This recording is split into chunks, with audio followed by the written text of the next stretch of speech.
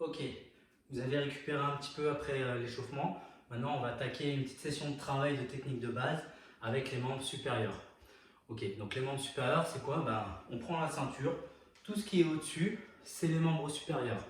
Dans les arts martiaux, les membres d'attaque, généralement, c'est tout ce qui est bras et jambes. D'accord? Donc, dans les arts martiaux, aujourd'hui, on va travailler donc les membres supérieurs, donc on va plus axer sur les bras.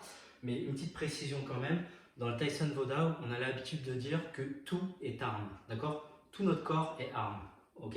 Donc, je vais rester sur des techniques conventionnelles, mais clairement, on peut imaginer qu'on peut frapper avec toutes les parties de son corps. D'accord?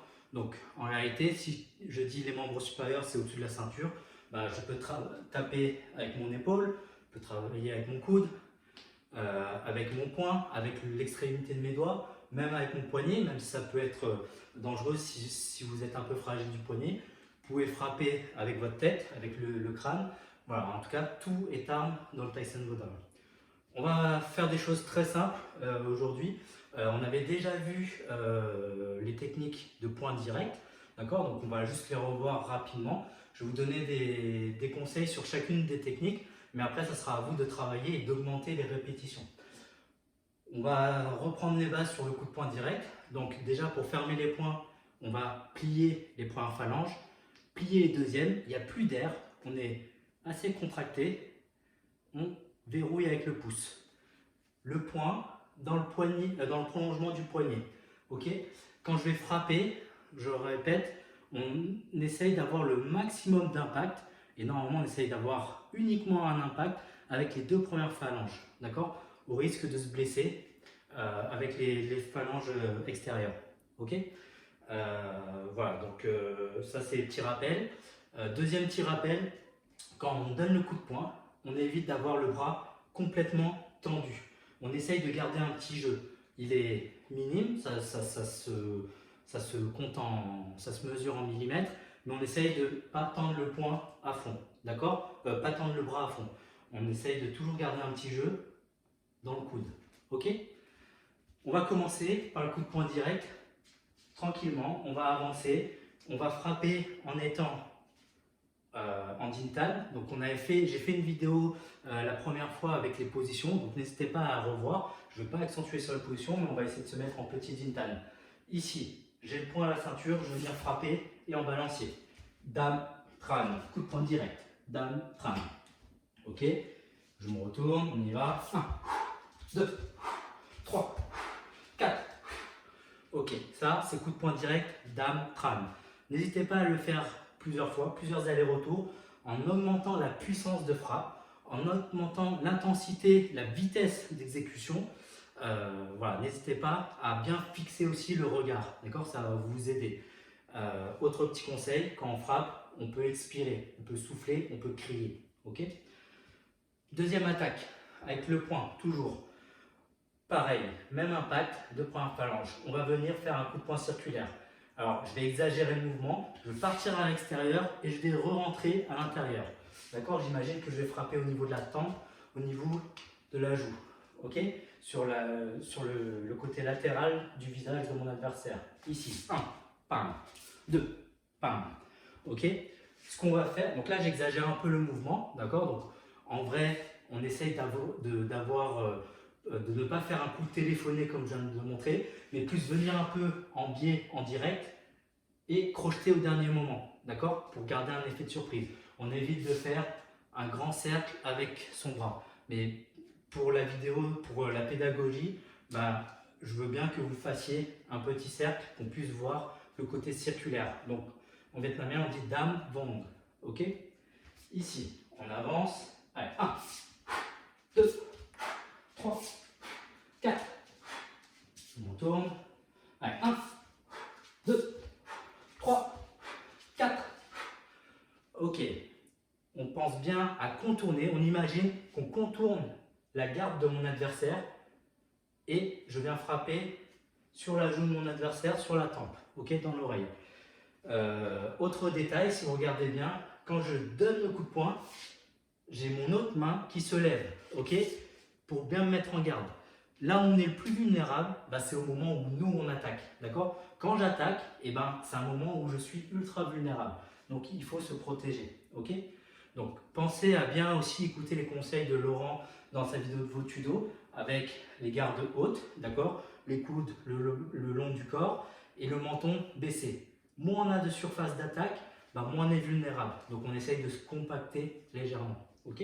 Donc là on a vu dame trad, coup de poing direct, dame vong, coup de poing circulaire.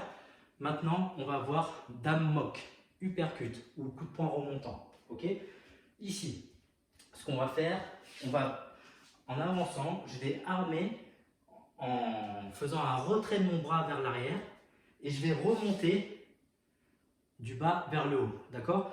Et en remontant, je vais accompagner le mouvement de mon corps, de ma hanche, qui va se lever légèrement. Ok? Donc, quand je fais la rotation de bas vers le haut, je vais avancer et vous avez vu, mon buste va être légèrement fléchi vers le bas et quand je vais remonter, bah, je vais m'étirer un petit peu. Ça va permettre de donner de la puissance supplémentaire à la force du bras, donc en accompagnant avec le corps. Ok? Donc on y va, ça se dit dame mock. Ok? Coup de poing remontant. Donc ou uppercut en anglais. On y va. 1, 2, 3, 4, 5. Ok, on y va, on remonte bien avec le corps. Allez, 1, 2, 3, 4. Ok, voilà. Donc, on a vu 3 techniques de poing. Il y en a encore plein des techniques de poing.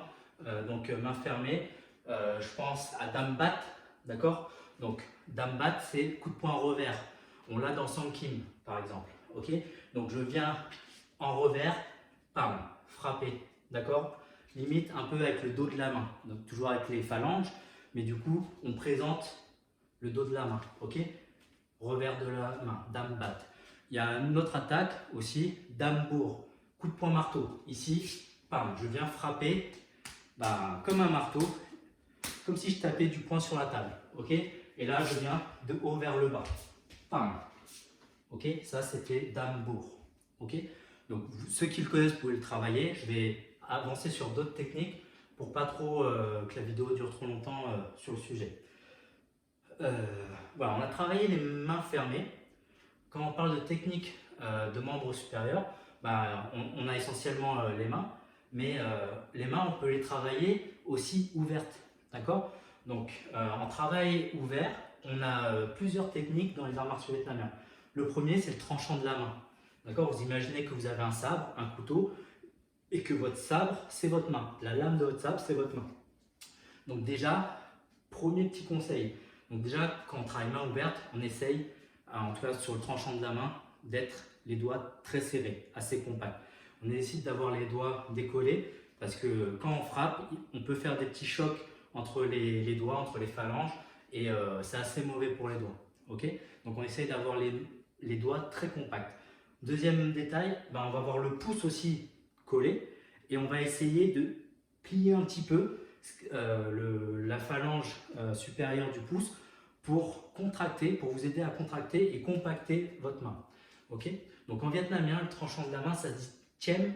Ok? Donc on va faire un tiem. Donc tout simplement, je vais être là. Tiem, bam, je vais venir.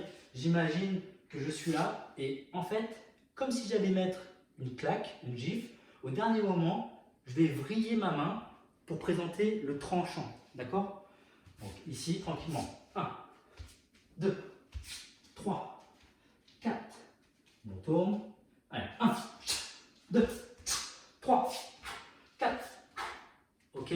Donc on est très contracté. Au moment de l'impact, on se contracte, on compacte bien les doigts. Ok?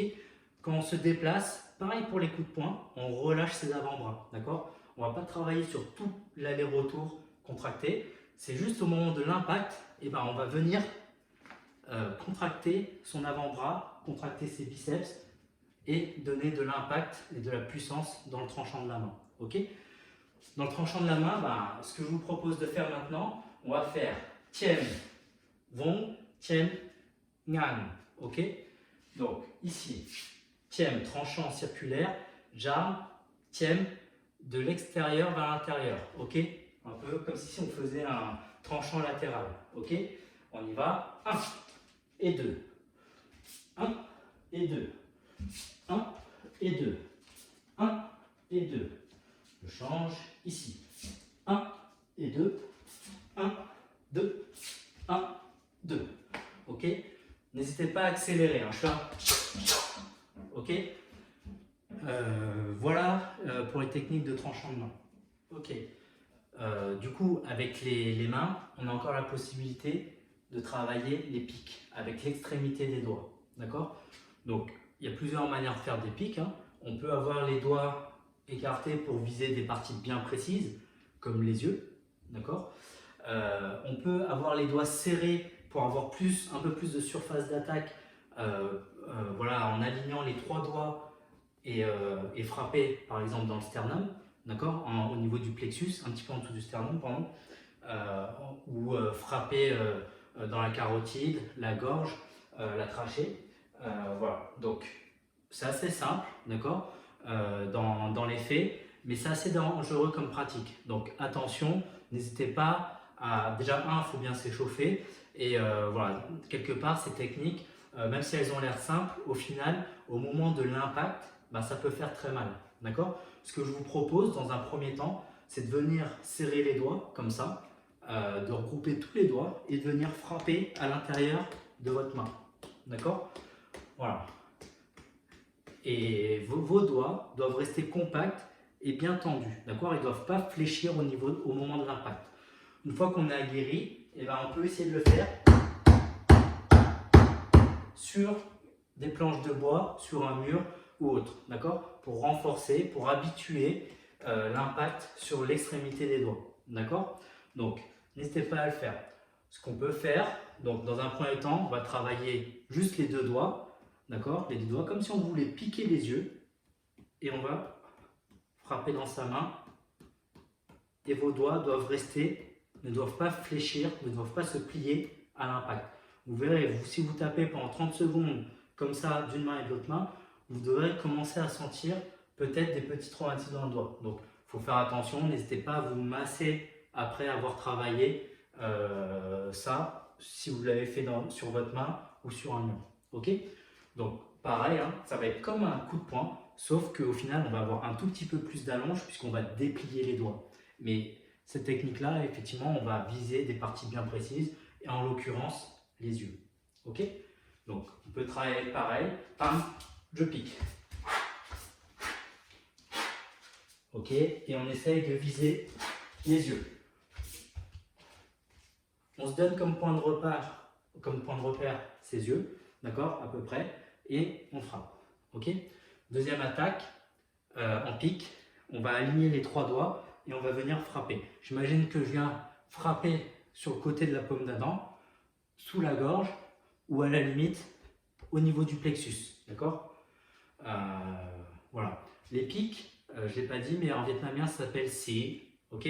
Là, c'est, ok. Donc on va avancer. Allez, 1, 2, 3, 4. Ok, on essaye de bien aligner les doigts, les 3 doigts, et on avance, on pique. Ok. Voilà, donc avec les mains, on a travaillé main fermée, donc on a eu coup de poing direct, coup de poing circulaire, coup de poing remontant, uppercut. On a vu les tièmes, ok, tranchant de la main, tième, pam, circulaire et latéral ou revers. On a vu les pics, 2 doigts ou 3 doigts. Comme je vous l'ai dit, hein, on peut travailler encore de plein de façons. Hein. Il y a plein de techniques sur les mains. Voilà, on va juste, pour finir cet atelier, on va travailler les coudes. Ok, en vietnamien c'est cha. Ok, ici les coudes, cha. On va avancer et là, coup de coude circulaire, coup de coude circulaire, coup de coude circulaire. Donc, les coups de coude, souvent on les utilise quand on est en combat rapproché. D'accord? Forcément, hein, on n'a pas une grande allonge puisque on va plier son avant-bras au niveau pour amener sa main au niveau de son épaule, hein, et du coup on va avoir une plus petite allonge. Par contre, le coup, On ne se rend pas compte, mais c'est très rapide et très violent, d'accord? En plus, le coude, pour ceux qui ne le savent pas, c'est l'une, voire la partie la plus dure de votre corps, d'accord?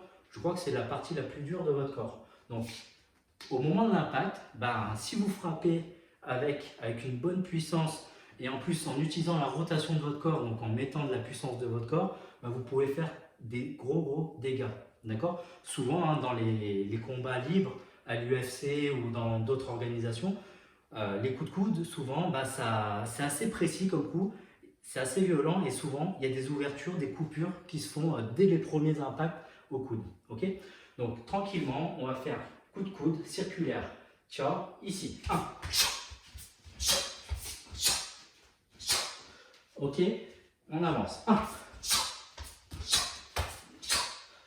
Ok. Deuxième coup de coude. Ici, on va faire coup de coude remontant. Ok? Ciao, lun. Ici, coup de coude remontant.